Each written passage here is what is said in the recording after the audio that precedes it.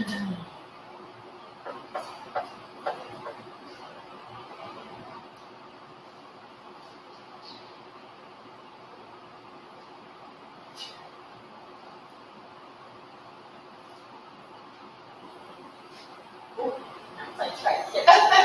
want a picture, but I'm in it.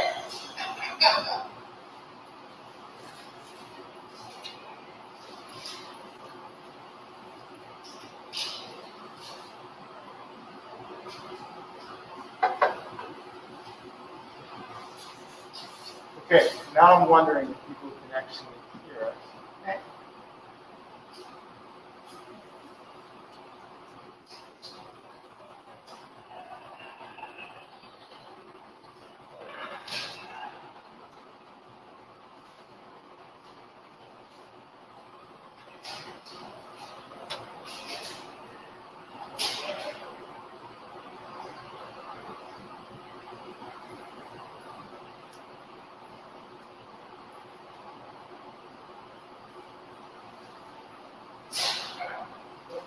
You might have to click on, go back up there.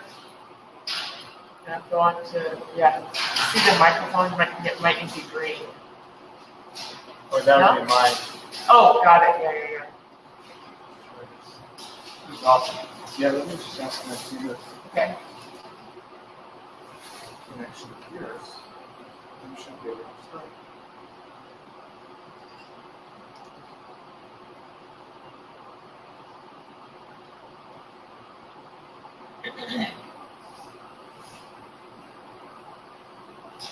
And this thing is on the wheels, right? So Yes. we can even turn a little Yes. bit. That's cool. Yeah.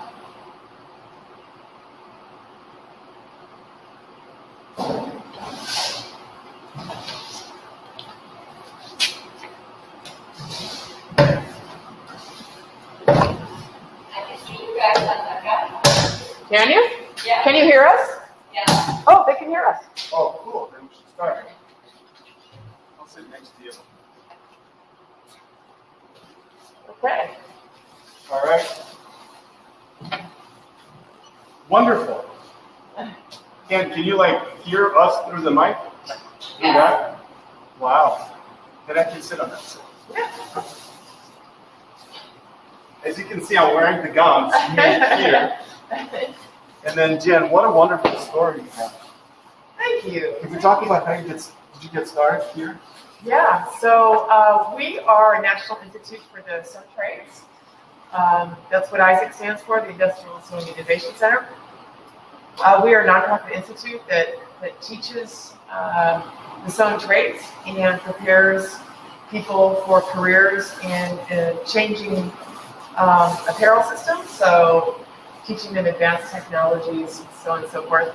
So today we're in our facility that Carhartt built out for us, and it includes a contract manufacturing learning factory is what we call it. So we were set to move in and start that up when COVID happened. Yeah. And we quickly realized that it would have been really irresponsible to use our resources, our people, our machines, to make apparel when we really needed PPE.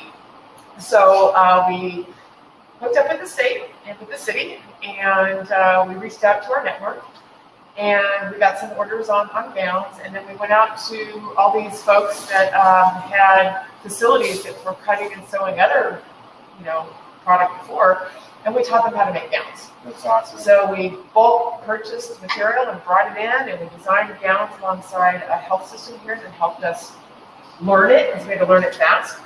And then we cut and kit the parts, and we sent it out to all these people that cut and sewed it, and they brought it back and we shipped it out. That's amazing. So it happened really, really, really fast. But we worked with about 15 different companies and employed over 100 people.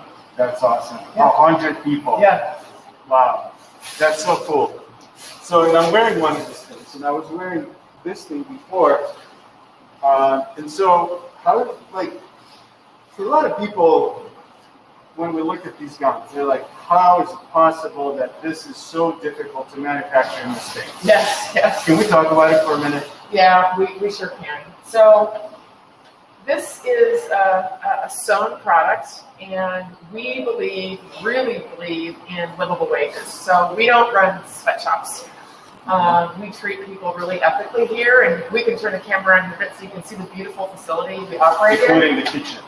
Yeah, we have a Kitchen kitchen, is we have a cafe, we have 4 big giant skylights that shine into our factory, and we develop people the way we want anybody to be developed. So we really believe that if you want a sustainable product of any kind, that if you're relying on people who can't have sustainable lives to make your product, then there's no way you can call the product sustainable. So we really, really believe in that. Just culturally, we think that's important.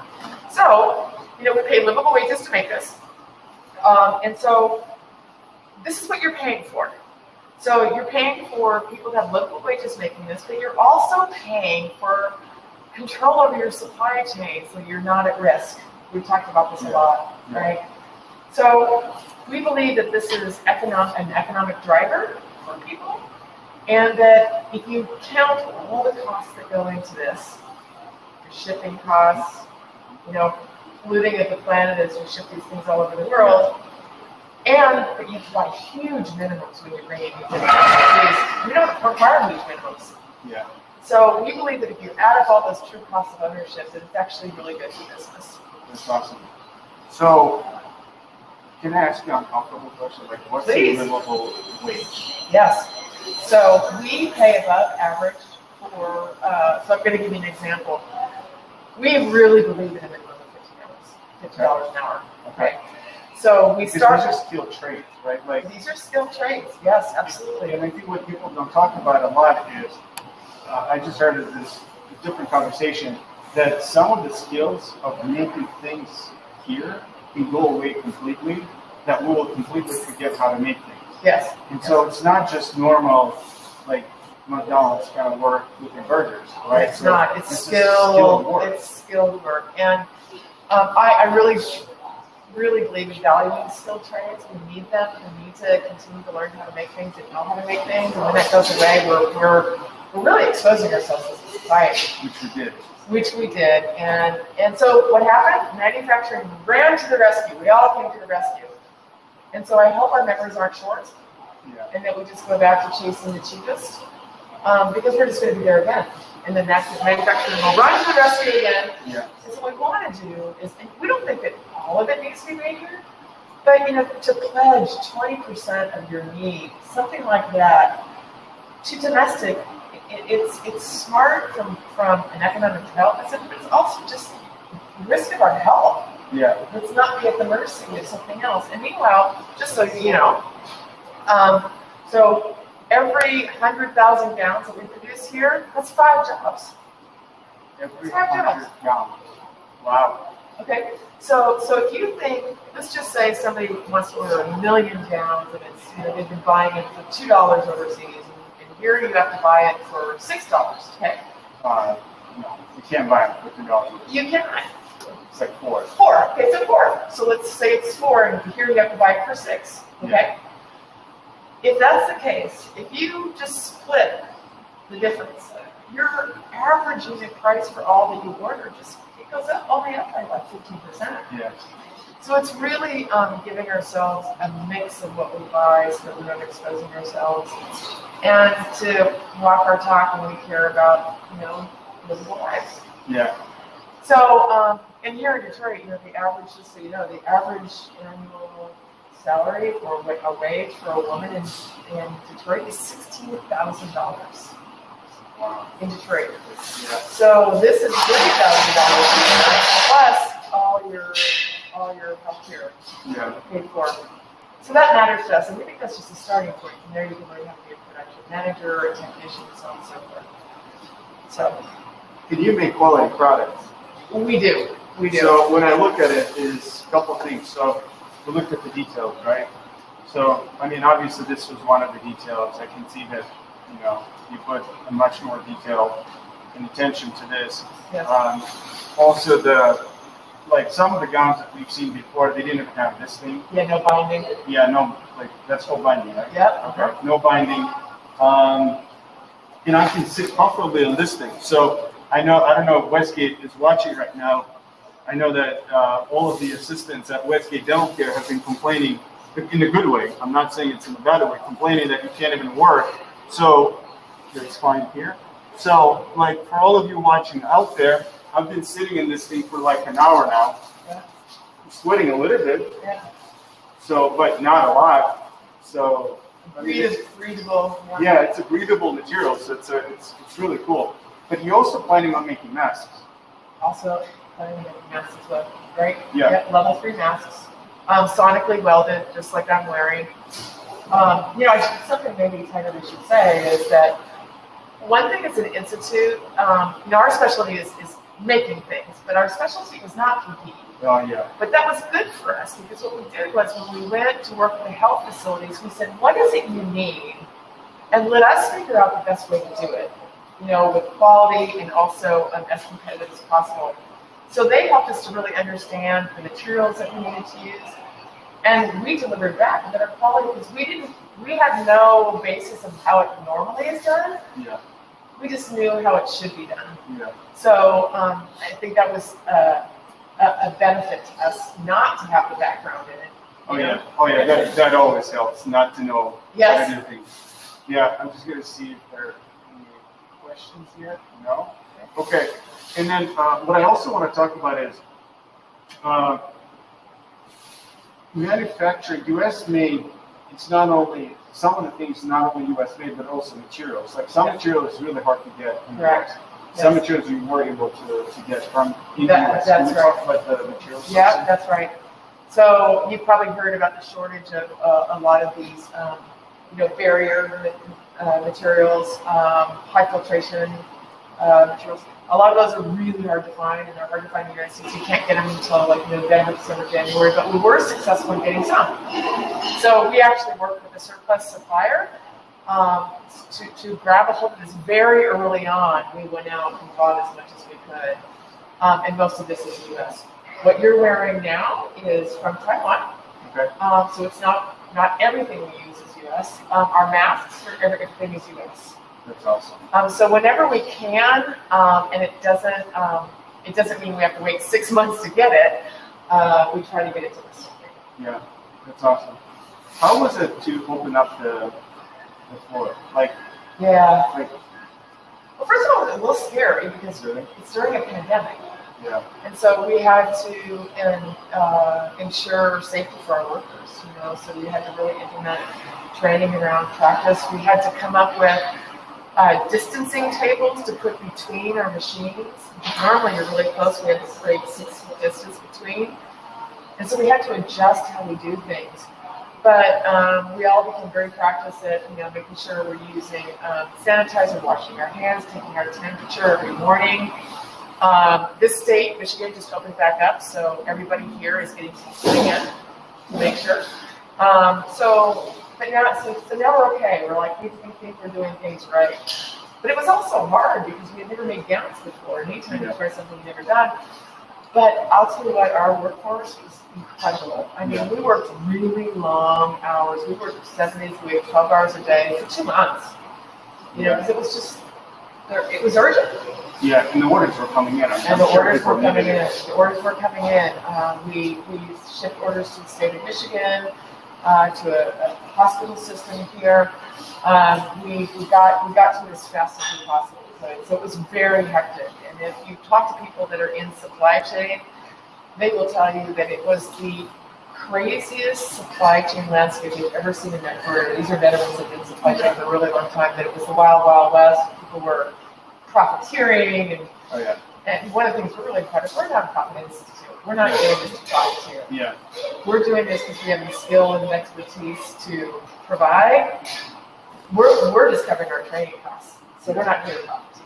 Yeah. So we try to steer away from folks that are. We all need to make a living, but we don't have to profiteer with this. Yeah. So, if you're a nonprofit, what makes up, let's just say, the gown that we looked at, like this one, like we talked about $5 a gown. Some people will look at it and say, "Oh my God, it's made in the U.S." Like, if I'm buying the same gown, hypothetically, $4 in China, plus all that costs, the shipping and all that, it should cost less here. What makes up that $5 cost of the gown? It's the labor. Okay. Yeah, it's the livable wage. Okay. Yeah, it's all livable wage because the material The material it is what it is. It's a commodity, and everybody's going to be paying the same price for the material. You can't get past that. But it's a labor. It's a livable wages. Yeah. Is there a shortage of material? Yes. Okay. Huge shortage of material. It's getting better, but there's still a huge shortage, and people are buying and holding. So in the U.S., if you want to get SMS material like this, U.S. milled or U.S. manufactured, they're putting a December, January deliveries for the material. That's before manufacturing the gown. We have a couple suppliers like this, and another domestic supplier for another kind of disposable that were more like 45 days out, 60 days out, which is great. But we had to be really creative in finding those. We did not go to typical suppliers. We went to, just like we repurposed, there are manufacturers of material that also repurpose. So we've gone out to those people because there's a hole in the market that they're filling. But if you go to the traditional supply chain for this material, forget about it.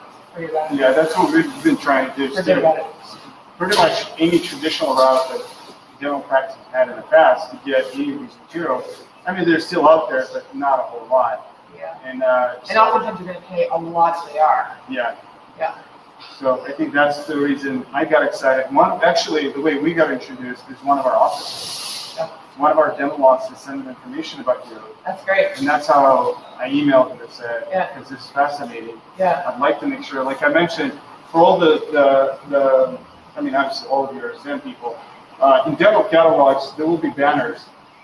Probably sometime next week we'll add banners, U.S. made, and so all these gowns will go there right away. So right now we're talking about two primary products in the gown section. It is the level 1, this one, that's 2,000 gowns available. Yep, yep. And then we're going to have the reusable gowns, which price is incredible, $12 for a reusable gown, 25 washes. Yep. Probably more. Yes, probably more. The material supplier will only be liable for that much, but we've watched it much more than that, and it's good. But 25 minimum. Yeah. So I think it's pretty cool. And so then also we're going to talk about or work on the masks, the level 3s, because right now it's really, really difficult to get the level 3s. So I would love to be the first in line to get. Yeah, so the level 3s will be fully made in the U.S. too. Okay. And that's also important because the melt-blown filtration material in the middle, that's very, very hard to get. So, where's the material needed? Sorry to interrupt. When we talk about the masks material for the rest of it, where do we? Yeah, so currently we're getting it in 2 different states, in Indiana and in Tennessee. Okay. And there's also some coming out of the Carolinas. Okay. But again, very, very hard to get. But we have a partner in the mask production, so they're helping to secure. They've already secured a lot of this. So right now, the only thing that's preventing us really from the level 3 right now, we're very close to getting fully approved, is making sure that the filtration rate is great. It is the liquid barrier.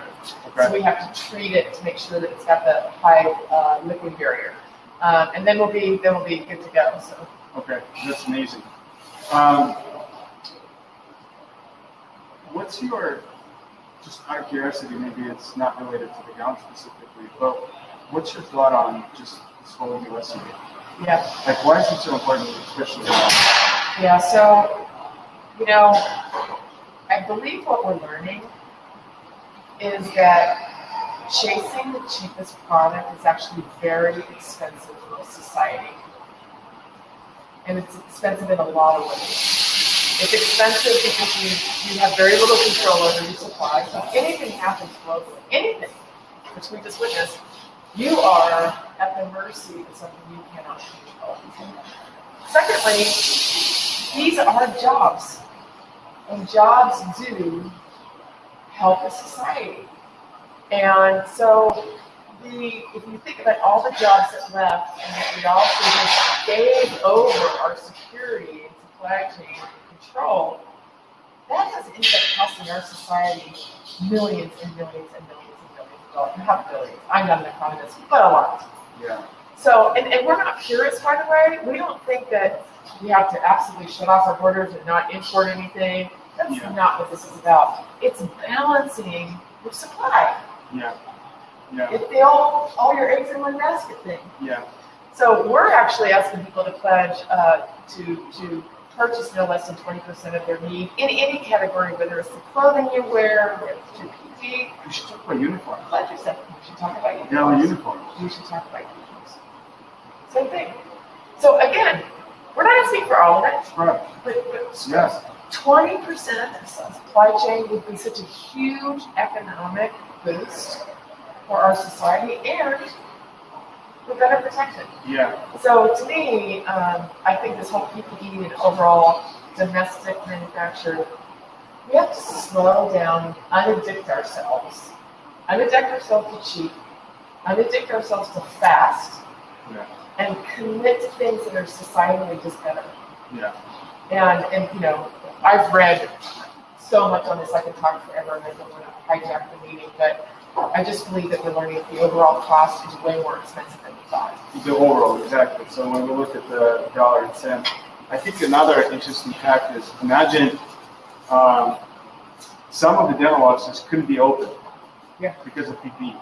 Oh. And so imagine if we, like, the cost, I actually do want to run some numbers and see the cost of you not being able to see patients, that production loss that we have, look at it as just a business standpoint, right? Absolutely. Not to talk about that we could treat patients, right, from a medical standpoint.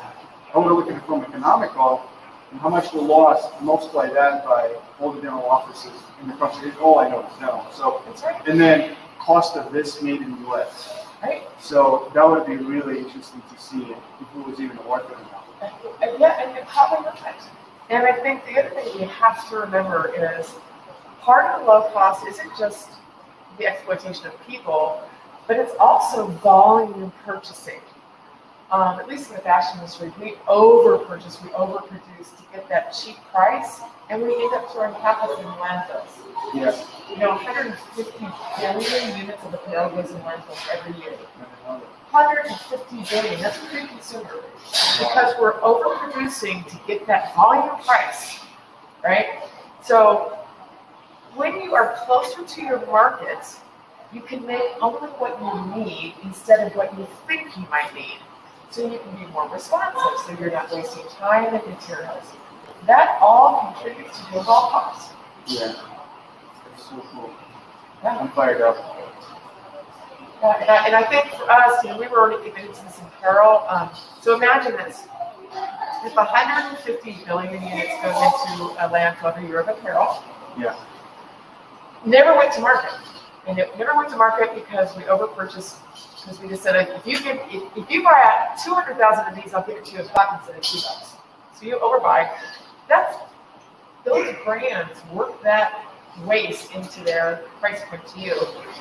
So when you think about all that going into a landfill, think about the time and money, the resources that just got burned, just basically lit on fire. Yeah. What if you redistributed that to livable wages and instead of what you dumped it to? Yeah. So that math is very real, and the largest manufacturers in the world, largest brands in the world are figuring this, and they're starting to set up cluster manufacturing that's closer to the market for these reasons. It's not sustainable. Yeah, that makes sense. So probably, I mean, by now, if we look at it realistically, if let's just say we take the entire dental industry says, you know what, we're not buying this overseas anymore here. Yeah. That would probably also be not feasible because like that's a lot of production, right? So you're like you said, the 20% pledge is like you're slowly trying to ramp up the production to the levels where you could at some point in the future manage the entire the need for specific industries. And also be in the position to respond quicker. So if we had, God forbid, some other sort of health scare, instead of having to learn it last minute and read, you're already making it. Now you only have to scale. Yeah. So I think to stay in these businesses instead of relinquishing them is very, very important. Yeah. Very It important. would be really cool to see how we can partner up on scrubs. Yes? We'd be happy to talk about that. Because like I know there are a couple like high-end scrubs manufacturers out there. I mean, I think they're all. I don't know where they. I don't want to say them. I actually want to find out. But I don't think anybody. Like first of all, they're all boring.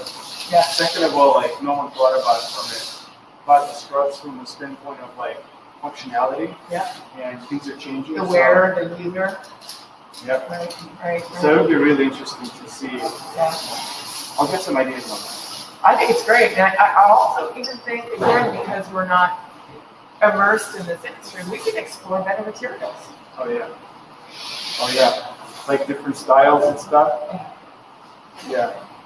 So, oh, Anna's watching. That's cool. All right. So, anything that people need to know that they usually have some kind of like misconceptions about U.S. made or specifically about like supporting the U.S. made. Yeah. I think that the biggest misconception I think, is that not understanding what you're buying and what you're not buying here. Okay. And what I mean by that is the conditions by which you're supporting certain conditions, and it's just not right. It's not right. I think the other thing about U.S. is it's not as expensive as you think. Yeah. If you just think about the time that you need to account for to import something, freight, duty, and then also minimums. You have to make minimums, It's not as expensive as you would think, So I think that's a pretty large misconception, and that gap is closing as we run out of countries to exploit. I mean, who do we have left? Africa, North Korea? And eventually you're going to run out of places to exploit. So we got to figure this out now, not later. Yeah, that's amazing. And I think the one other thing I will add, that we haven't talked about, is very important. Innovation is in our name, Industrial Sewing and Innovation Center. One of the things that absolutely makes domestic manufacturing competitive is innovation in how you make it. So, robotics, automation, which don't necessarily replace people, they give people tools to make it better, and then jobs change. So they have to become digitally literate to know how to program things. And so we actually pilot programs here, and we pilot technologies here to help us become more competitive. It's really, really important. Yeah. So we can't just recreate a cut and sew industry that used to exist here 100 years ago. That won't work. We have to redesign it for the future. And we have some work to do to catch up because we stopped investing for 30 years when it all went overseas. Right. When your business goes overseas, you stop investing. Yeah. But now we're reinvesting in the technology required to be competitive. Yeah. This is actually a very interesting point because I don't think people think about the innovation from that standpoint. You can have a scarcity mindset where this is the job, and if we lose it, we lose it. But it's a good point that you can train the team, retrain your people, Very to do important. other things. It's very important. I mean, right over here we have an automatic cutter, and it only takes 2 people to run it, but they have to be digitally literate. I mean, they have to be digitally literate. So that's a higher skill job. Okay? And so, but that allows us to cut 25 ply instead of single ply. And so it's those kind of things that you have to invest in that will pay off. You have to continue to reinvest. Right. But you don't do it without the orders. Right. So we'll try to help with that. Get the orders. What is the big vision for, since this is a nonprofit, right? So this is obviously not something that, is designed to make a profit and a big splash and, the Wall Street and any of that. So what's the big vision? The big vision is that we both support and challenge industry to do things differently and to show it in practice. So that means, showing a different environment to operate in, to tell industry, hey, you don't have to do it the way you've been doing it. 2 is to train for the future jobs so that we can advance as technology commercializes. If you commercialize and you have nobody to run it and work it, it doesn't matter. You buy the equipment, you can't buy the talent. So we're trying to pre-train instead of retrain, get people prepared.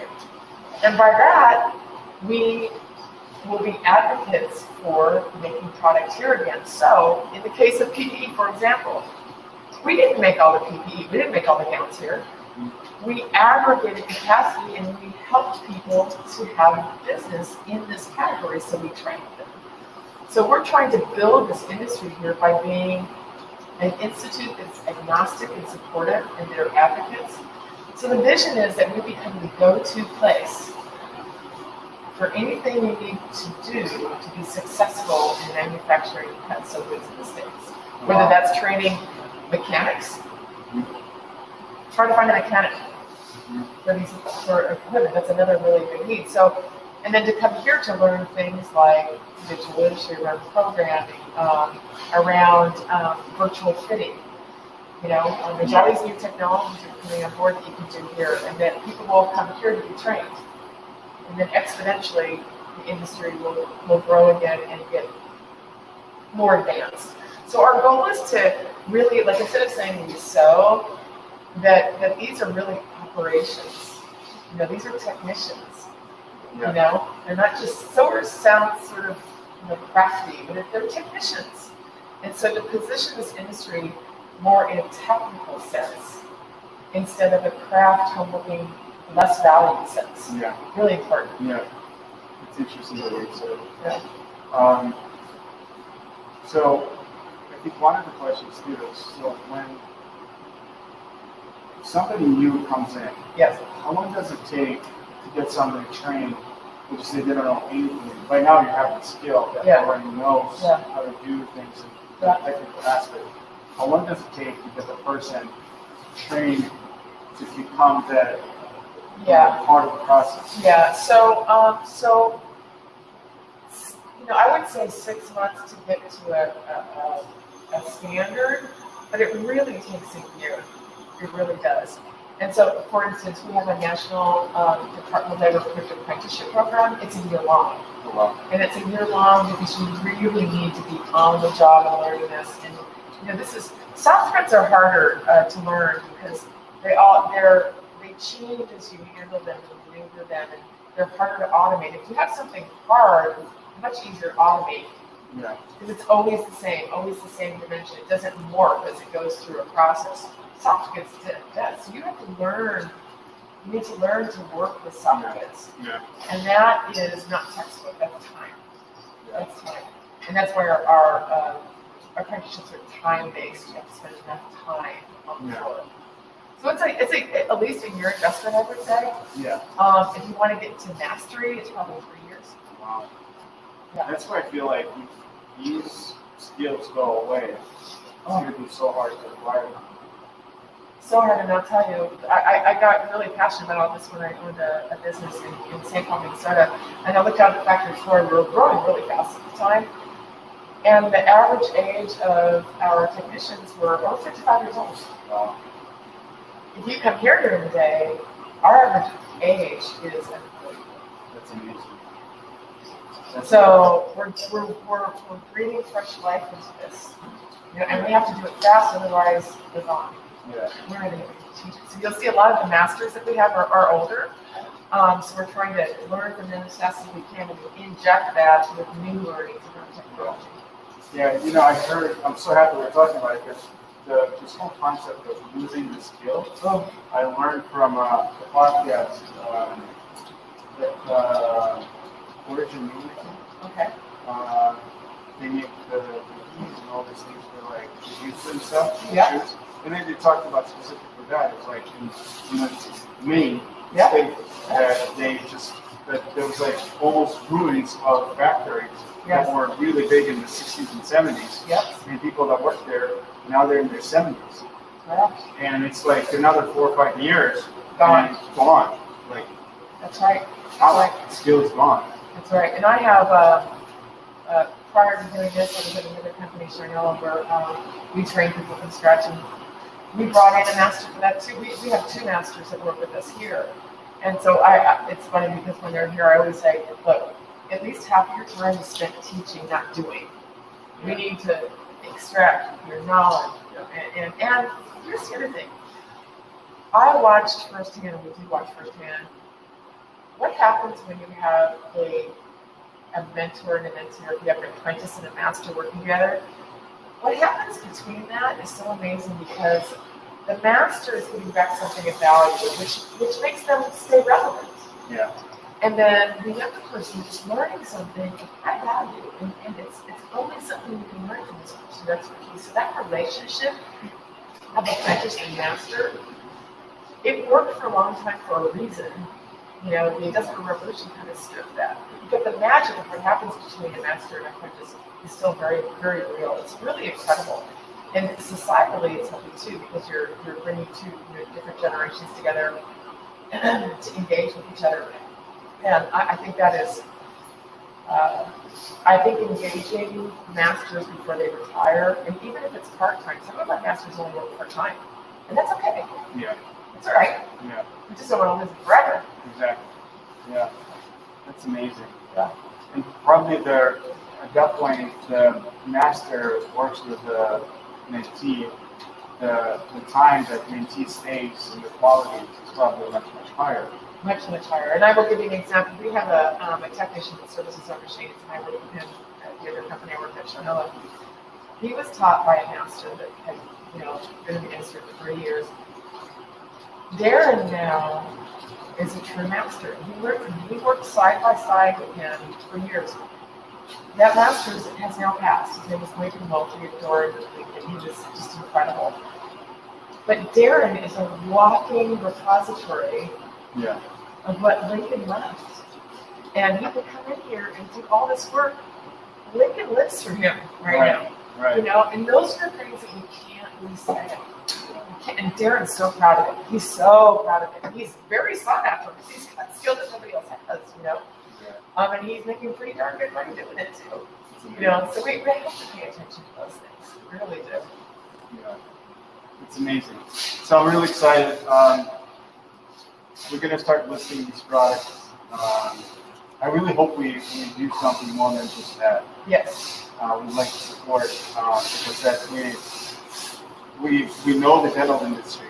Yes. We don't know everything. And we would love to have some kind of creative outlet.